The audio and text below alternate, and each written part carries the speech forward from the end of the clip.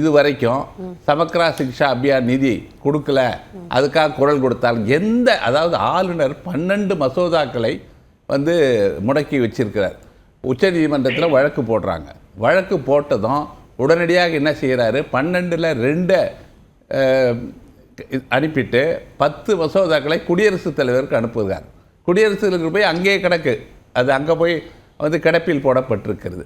இது மாதிரி தமிழ்நாட்டு அரசுக்கு விரோதமாக இன்றைக்கி அதுக்கப்புறம் ஒரு மறுபடியும் உச்சநீதிமன்றத்தில் அந்த வழக்கு நடந்து கொண்டிருக்கிறது. அந்த வழக்கத்தில் கடந்த 10ஆம் தேதி முன்னால் கடுமையான விமர்சனங்கள் ஆளுநருக்கு எதிராக.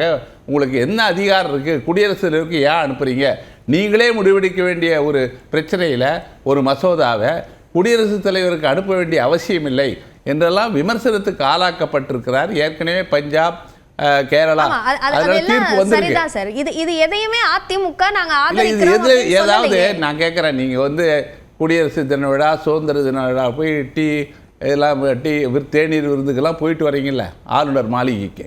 ஆளுநர் மாளிகையில் இருக்கிற ஒரு KN ரவி அவர்கள் தமிழ்நாட்டுக்கு விரோதமாக மசோதாக்களை வந்து RN ரவி மசோதாக்களை வந்து முடக்கி வைத்திருப்பதை கண்டித்து தமிழ்நாடு நலன் சார்ந்து எடப்பாடி பழனிசாமி அவர்கள் என்றைக்காவது குரல் கொடுத்திருக்கிறாரா, என்றைக்காவது பேசியிருக்கிறாரா?